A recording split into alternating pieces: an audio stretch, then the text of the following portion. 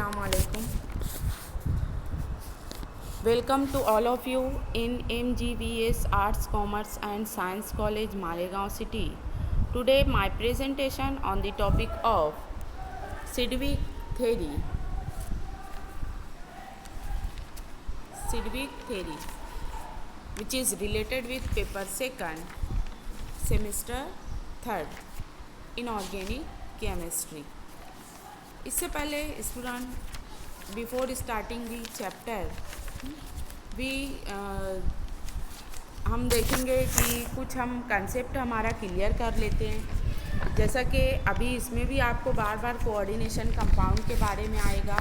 जब भी coordination compound के बारे में कोई चीज़ आती है तो हमारे जहन में ये ख्याल आना चाहिए कि इसके साथ में क्या जुड़ा होता है, सेंट्रल मेटल एटम और लिगैंड, बराबर। तो हमको सबसे पहले ये क्लियर करना है कि सेंट्रल मेटल एटम और लिगैंड हैं क्या। इससे पहले भी मैंने आपको बताया कोऑर्डिनेशन केमिस्ट्री में कि किस तरह से सेंट्रल मेटल एटम को हम डिफ़ाइन करते हैं और किस तरह से लिगैंड को। क्या होता है एक कोऑर्डिनेशन केमिस्ट्री में, क्या होता है कि जो कोऑर्डिनेशन कंपाउंड बनता है वो कोऑर्डिनेशन कंपाउंड में क्या होता है, कोऑर्डिनेशन कंपाउंड किसके ज़रिए बनता है, due to the presence of central metal atom और ligands. In central metal atom in coordination compound central metal atom हमारा क्या होता है, इलेक्ट्रॉन एक्सेप्टर होता है, दैट मीन्स लेविस एसिड, बराबर। इसी के साथ साथ अगर हम देखेंगे कि जो लिगैंड होता है वो क्या होता है, लिगैंड को किस तरह से हम डिफाइन करते हैं, ligand is nothing but the total number of neutral charged species, या तो न्यूट्रल स्पेसीज या फिर negatively charged species which can be bound around the central metal atom is nothing but the ligand. अब यहाँ पे हम देखते हैं कि कोऑर्डिनेशन कंपाउंड के अंदर क्या होता है कि सेंट्रल मेटल एटम जो होता है वो क्या होता है, लेविस एसिड होता है, जबकि लिगैंड क्या होता है कि अपने इलेक्ट्रॉन को ये क्या करता है, इलेक्ट्रॉन को डोनेट करता है to the central metal atom. तो ये इलेक्ट्रॉन को डोनेट करने की वजह से ये क्या कहलाता है, according to Lewis it is known as Lewis basis. तो यहाँ तक कि आपको समझ में आया। यहाँ पर मैंने आपको दो टाइप भी बताई थी, MLCT और LMCT, बराबर, MLCT और LMCT। MLCT में क्या होता है, मेटल टू चार्ज ट्रांसफ़र होता है, जबकि LMCT में क्या होता है, ligand to metal charge transfer होता है, बराबर। इसी के साथ साथ हम देखें कि जो मोस्टली जो कोऑर्डिनेशन में जो टाइप होती है वो किस पर डिपेंड करती है, LMCT, दैट मीन्स लिगैंड से मेटल की जानिब क्या होते हैं, इलेक्ट्रॉन ट्रांसफ़र होते हैं, बराबर। इसी के साथ साथ हम देखे थे कि कोऑर्डिनेशन नंबर, कोऑर्डिनेशन नंबर को हम किस तरह से डिफाइन किए थे कि the total number of ligand attached to the central metal atom is nothing but the coordination number of that coordination compound, बराबर। अब यहाँ पर हम देखेंगे, हम स्टार्ट करते हैं सिडविक थ्योरी। सिडविक थ्योरी में हम सबसे पहले इसका इंट्रोडक्शन देखते हैं कि Sidgwick proposed is coordination theory to explain the possible nature of bonding in between metal and ligand. मैंने आपको पहले ही बताया कि कोऑर्डिनेशन केमिस्ट्री में हम सिर्फ ओनली किसकी स्टडी करते हैं, bond between the or bonding in between the metal and ligand. Then this theory is based on the ideas proposed by Werner. In reality, Sidgwick views is the extension of Levy's concept. मैंने आपको यहाँ पे बताया शुरू में ही कि क्या होता है कि लिगैंड क्या करता है कि अपने इलेक्ट्रॉन को क्या करता है, डोनेट करता है, that means electron donor, while जो डोनेट किया है इलेक्ट्रॉन को लिगैंड वो क्या करता है, मेटल उसको एक्सेप्ट करता है। तो ये क्या कहलाता है, Lewis acid, that means it is said to be this according to definition proposed by Lewis, ligand since it is donor is a base, that means Lewis base, while metal atom or ion Since it is electron acceptor, it is said to be an acid, or according to Lewis it is said to be Lewis acid. बराबर. Hence complexation is said to be an acid base reaction. इसको हम क्या बोलते हैं फिर? acid base reaction resulting into formation of the complex salt. अब यहाँ पे हमको बताया गया है कि according to the definition ligand molecule are expected to have at least single lone pair of electron. अब देखो यहाँ पर अगर हम लेते हैं एक कंपाउंड जैसे FeCN5, बराबर. यहाँ पे हम देखेंगे कि जो हमारा सेंट्रल मेटल एटम है FeCN5, यहाँ पे हम एक एग्जाम्पल लेते हैं FeCN5, बराबर. तो यहाँ पे जो सेंट्रल मेटल एटम है इससे कितने लिगैंड अटैच है हमारे पास? 5, यानी कि एक लिगैंड, यानी इधर CN, तो इसी तरीके से 5 CN मॉलिक्यूल इससे क्या होंगे? अटैच होंगे, बराबर. तो एक CN लिगैंड के पास कितने नंबर ऑफ इलेक्ट्रॉन होंगे? 1 लोन पेयर ऑफ इलेक्ट्रॉन होंगे. That means presence of 2 electron. यानी कि यहाँ यही बताया गया कि according to the definition ligand molecule are expected to have at least single lone pair of electron, बराबर.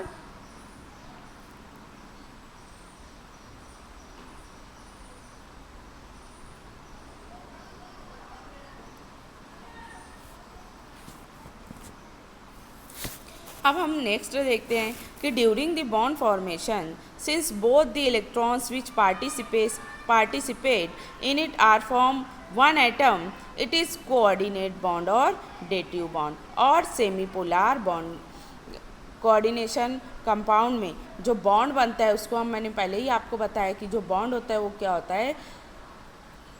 कोऑर्डिनेट बॉन्ड और it is also called as dative bond or semipolar bond.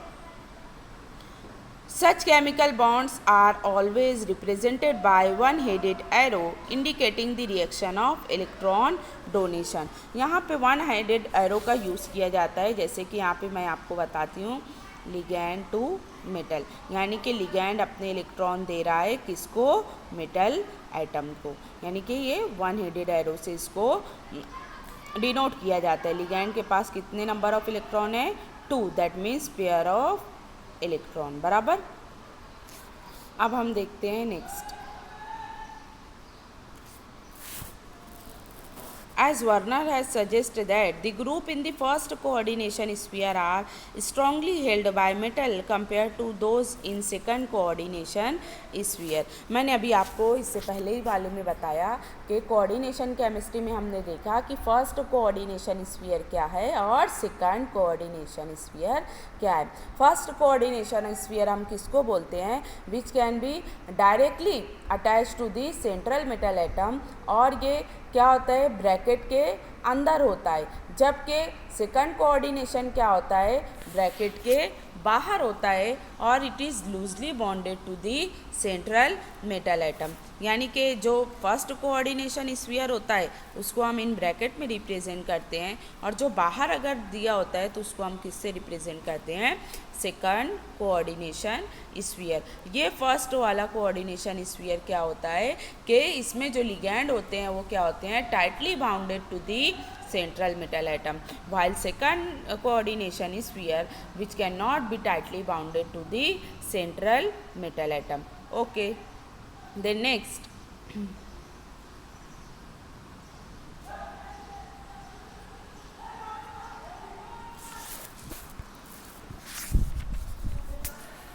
from the Werner postulate, it is clear that the secondary valency coordination number are fixed for the metal ion. जो coordination number होता है coordination complex का वो क्या होता है? हमेशा क्या होता है? फिक्स्ड होता है. जैसा कि अभी हम यहाँ पे फॉर एग्जांपल हम इसको यहाँ पे देख सकते हैं. जैसा कि यहाँ पे हम बता सकते हैं कि एक कॉम्प्लेक्स है CONH36 देन Cl3, बराबर. अब यहाँ पे हम सब चीज़ देख लेंगे. जो हमारा यहाँ पे सेंट्रल मेटल एटम है वो क्या है? Central metal atom is nothing but the cobalt, बराबर. each NH3 is nothing but the ligand. और हर लिगैंड के पास कितने नंबर ऑफ इलेक्ट्रॉन है, दैट मीन्स 2, है ना, that means loan pair of electron. ये NH3 जो लिगैंड्स इससे अटैच है ये क्या कहलाते हैं, first coordination sphere, that means it is represented in closed bracket, बराबर, इसको रिप्रेजेंट किया जाता है ब्रैकेट के अंदर, और ये क्या होता है, directly attach to the central metal atom. जबकि जो Cl3 है वो क्या है, ब्रैकेट के बाहर है, बाहर होने की वजह से इट में be loosely bounded to the central metal atom, loosely bounded होता है और ये क्या होता है, ब्रैकेट के बाहर लिखा जाता है, बराबर। कंसेप्ट क्लियर हुआ आपका। अब यहाँ पे हम नेक्स्ट टॉपिक देखेंगे, EAN rule. EAN rule, it is nothing but the effective atomic number. Effective atomic number, it is shortly called as EAN rule. ये एग्ज़ाम पॉइंट ऑफ व्यू से आप लोगों को बहुत ही इम्पॉर्टेंट है। ये 2 मार्क के लिए ये क्वेश्चन कंपलसरी पूछा जाता है, तो इसलिए आपको ये सॉल्व करते हुए आना चाहिए। वेरी वेरी इजी है, और यहाँ पे सर्टेन एग्जाम्पल भी दी हुई है, इसको आपको सॉल्व करना है। कुछ एग्जाम्पल मैं आपको यहाँ पर सॉल्व करके इसका कंक्लूजन भी बता देती हूँ। सबसे पहले हम देखेंगे कि according to this rule central metal atom और ion accept a sufficient number of electron from ligand until the total number of electrons associated with its equal to the atomic number of the inert gas in the same period। अब यहाँ पे हम देखेंगे कि effective atomic number में क्या बताया गया है। मेन आपको यहाँ पे क्या करना है कि जो आपका आंसर आता है, तो जो EAN रूल आता है तो उसको आपको कंपेयर करना है, किससे, इनर्ट गैस से कंपेयर करना है। अब ये इनर्ट गैस यहाँ पे क्या है, inert gas is nothing but the zero group element. ये क्या है, अपने आप में एक स्टेबल वन है, ये जल्दी रिएक्शन में क्या करते हैं, पार्ट नहीं लेते हैं, इट इज़ स्टेबल वन, और it is also called as zero group element. अब यहाँ पे हम देखेंगे कि इसको फाइंड आउट करने के लिए यहाँ पे हमको एक फॉर्मूला दिया गया है, फॉर्मूला दिया गया है। जैसे यहाँ पे फॉर्मूले में आपको दिया गया है EAN is equal to atomic number of metal minus electron lost in ion formation plus electron gain from ligand. अब जो हमने ये वाला जो कंपाउंड हमने देखा है, अब इसमें हम मालूम करेंगे, बराबर, कि कितना हमारा EAN रूल ये ओबे करता है या फिर नहीं। अब यहाँ पे हम अकॉर्डिंग टू फार्मूला सबसे पहले हम देखेंगे एटॉमिक नंबर ऑफ मेटल। तो हमारा जो सेंट्रल मेटल एटम है वो क्या हो गया, कोबाल्ट, बराबर। NH3 is nothing but the ligand, it is also is nothing but the ligand. अब यहाँ पे एक सवाल आता है कि electron lost in ion formation, that means यहाँ पे इलेक्ट्रॉन कितने लॉस होंगे। यहाँ पे देखो, जो ये एक ट्रिक है, जो बाहर दिया गया है उतने ही नंबर में यहाँ पे इलेक्ट्रॉन ये क्या होंगे, लॉस्ट होंगे, बराबर। अभी आपको जैसे जैसे आगे आएगा मैं बताते जाऊँगी। तो यहाँ पे ये क्या हो गया, देन 3, तो ये क्या हो गया, कोबाल्ट का एटॉमिक नंबर क्या हो गया, 27, बराबर। देन माइनस आयन कितने लॉस्ट हो रहे हैं हमारे, 3, देन प्लस, अब यहाँ पे क्या है, electron gain from ligand. Total number of ligand यहाँ पर कितने हमारे पास प्रेजेंट है, एक्चुअली यहाँ पे हमारे पास total number of electron is nothing but the 6। अब यहाँ पे हम 6 का क्या कर देंगे, डबल कर देंगे, यानी कि मैंने आपको बताया कि एक लिगैंड के पास कितने इलेक्ट्रॉन होते हैं, 2 इलेक्ट्रॉन होते हैं, तो 6 लिगैंड के पास कितने इलेक्ट्रॉन होंगे, टोटल नंबर ऑफ इलेक्ट्रॉन 12, बराबर। तो यहाँ पे हमारा आ जाएगा 12। जब हम इसको सॉल्व करते हैं तो ये आंसर हमको देता है 36। अब यहाँ पे हम इसका कंक्लूजन निकालेंगे कि next in inert gas krypton has atomic number 36। This indicates that the complex obey EAN rule. ये कंक्लूजन है। According to Sidgwick, complexes are stable because the metal ion acquire the inert gas stability Thus, when the EAN value of complex matches the atomic number of inert gas of the corresponding transition series, the complexes are found to be stable and the complex obey EAN rule. अब यहाँ पे आपको certain example दी गई है, वो example मैं आप लोगों को बताती हूँ कि कैसे हम इसको सॉल्व करेंगे, और लास्ट में हम इसका कंक्लूजन देते हैं कि दैट कॉम्प्लेक्स विल ओबे और not EAN rule. First of all हम यहाँ पे देखते हैं कि सेकंड एग्जाम्पल. अब यहाँ पे हम देखते हैं complexes and their EAN rule. First complex ion हम देखते हैं K4 FeCN6. अब यहाँ पे हम देखते हैं कि जो हमारा सेंट्रल मेटल एटम है वो क्या हो गया, आयरन Fe, और लिगैंड हमारे पास कितने हैं, 6 साइनाइड लिगैंड है. अब यहाँ पे हमारा क्वेश्चन आता है कि आयन कितने लॉस्ट होंगे. तो देखो एक ट्रिक है कि जो बाहर आपको दिया गया है बराबर, उसमें से हम क्या करेंगे, टोटल नंबर ऑफ लिगैंड उसको क्या करेंगे, माइनस कर देंगे, तो अल्टीमेटली आपको आंसर आ जाएगा. या फिर मैंने आपको बताया है कि ऑक्सीडेशन नंबर ऑफ आयन हम कैसे मालूम कर सकते हैं बराबर, तो हम इसको उस तरीके से भी मालूम कर सकते हैं. The electron lost in ion formation is 2, therefore electron gain from ligand is nothing but the 12. Total number of ligand कितने हमारे पास, 6. One ligand can carry 2 electron, therefore similarly 6 ligand can carry 12 electron बराबर. जब हम इसको solve करते हैं तो ये आंसर देता है हमारा 36, which is nothing but the krypton 36. तो यहाँ पे हमको फिर से हम कंक्लूजन देंगे कि this indicates that the complex obey EAN rule. According to Sidgwick, complexes are stable because the metal ion acquire the inert gas stability. Thus, when the EAN value of complex matches the atomic number of the inert gas of the corresponding transition series, the complexes are found to be stable and the complex obey EAN rule.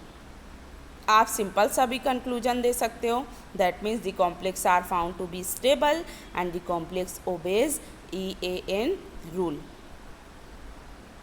अब यहाँ पे हम देखते हैं कि जो second हमको दिया गया है FeCO5 बराबर. FeCO5 में हम देखते हैं कि जो कार्बोनिल ग्रुप है ये क्या है, न्यूट्रल है बराबर. न्यूट्रल होने की वजह से ये क्या हो जाएगा, electron lost in ion formation becomes 0 बराबर.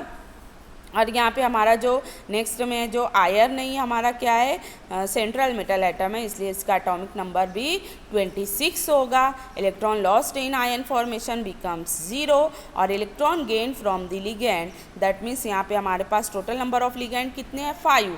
That means total number of electron कितने हो जाएंगे इसके, 10 बराबर. जब हम इसको सॉल्व करते हैं it also gives 36 EAN number बराबर. That means its conclusion is that the complex are found to be stable and the complex obey EAN rule. Then second, similarly here that यहाँ पे हमारे पास अब क्या हो गया, क्रोमियम CO6.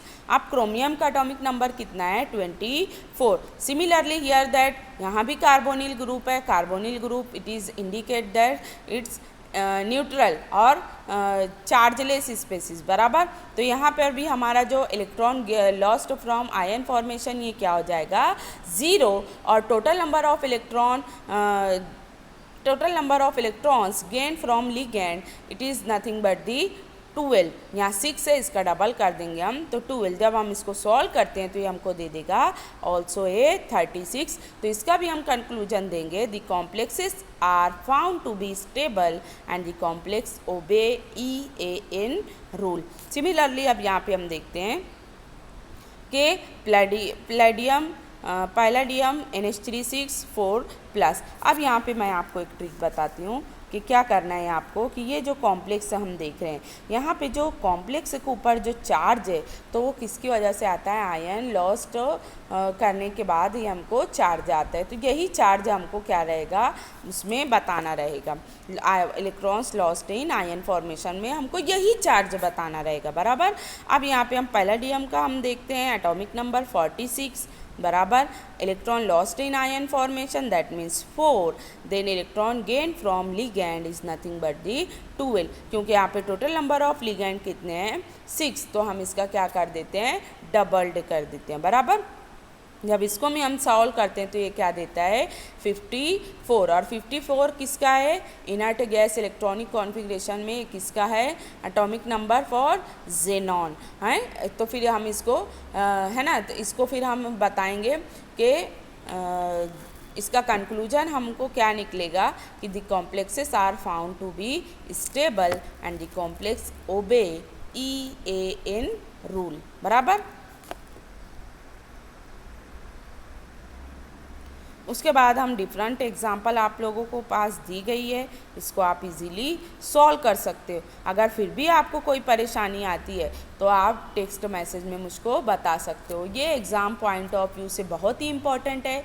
इसकी definition भी आपको पूछी जाती है और एग्जाम्पल भी आपको पूछी जाती है. तो आपको डेफिनेशन भी बोलते हुए आना चाहिए और इसी के साथ साथ इसकी एग्जाम्पल भी सॉल्व करते हुए आना चाहिए. सिडविक थ्योरी में आपको मेन आपका जो रहेगा वो रहेगा इसके पोस्टुलेट्स, मेरिट डीमेरिट, एप्लीकेशन और EAN रूल.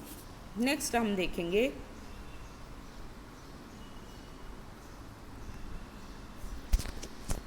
एप्लीकेशन. बराबर. Application of Sidgwick theory. अब यहाँ पे देखते हैं हम पहला application. The obeyance of EAN rule is indicative of stability of the complex. देखो अभी हमने क्वेश्चन में हमने देखा कि EAN रूल के थ्रू हम क्या कंक्लूजन दे रहे हैं कि the complex found to be stable. जब हमको देख ले रहे हैं कि जो हमारा EAN रूल जो आता है वो क्या होता है कि इनर्ट गैस इलेक्ट्रॉनिक कॉन्फ़िगरेशन से अगर इसका एटॉमिक नंबर क्या होता है मैच होता है तो हम बोलते हैं it is one of the stable compound and ओबे EAN रूल. तो इससे हमको क्या आइडिया आती है कि स्टेबिलिटी ऑफ द कॉम्प्लेक्स हमको पता चलता है. इसी के साथ साथ further it is helpful in the prediction of correct composition of complexes. Further इसका यूज़ किसके लिए होता है it is helpful in the prediction of किसके लिए पहचानने के लिए कि the correct composition of complexes. Then using Sidgwick theory the stability of metal carbonyl and their derivatives can be understood precisely. For example यहाँ पे एग्जाम्पल आपको दी गई है FeCO5 chromium CO6.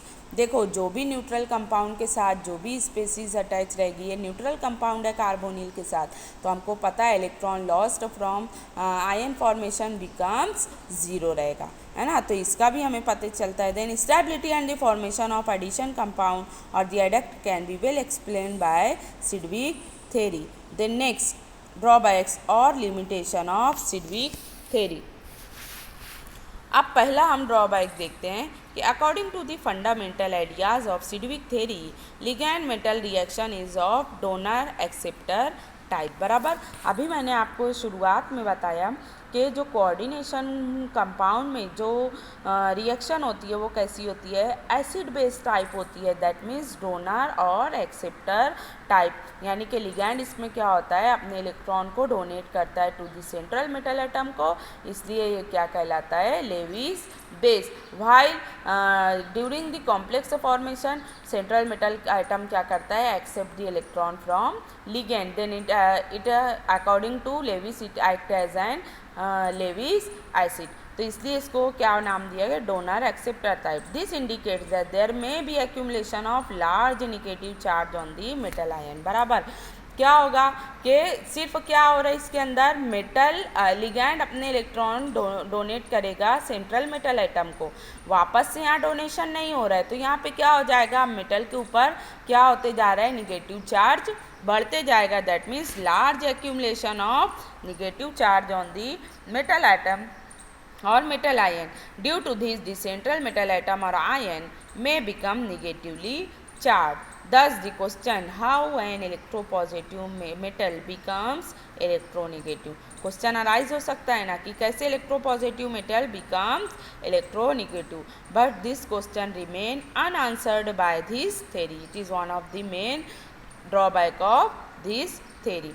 Then second, since Sidgwick theory is the extension of Lewis concept, the scheme of arrow indicates suggested for the coordinate bond is not applicable for all ligand group or molecule.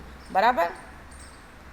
Then the electron involved in coordinate bonding are mostly non-bonding and are from non-directionals. बराबर.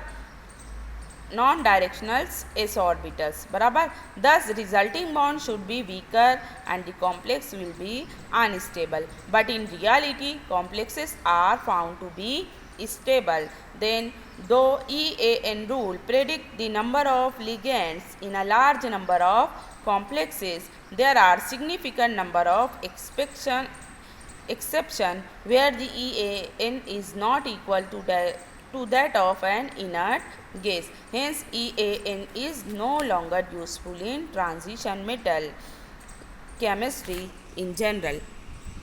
यहाँ पर मैंने आप लोगों को बताया assumption, application, drawbacks और जो एग्ज़ाम पॉइंट ऑफ व्यू से हमारा जो इम्पोर्टेंट टॉपिक है वो क्या है, EAN रूल और इसकी एग्ज़ाम्पल. आपको एग्ज़ाम में इसकी डेफिनेशन और विथ एग्ज़ाम्पल आपको इसको सॉल्व करके बताना है. तो ये 2 मार्क में आपको पूछा जा सकता है, तो इसलिए आपको ये क्लियर हो जाना चाहिए. अगर फिर भी आपको कोई प्रॉब्लम होती है तो आप पूछ सकते हो. Okay, thank you.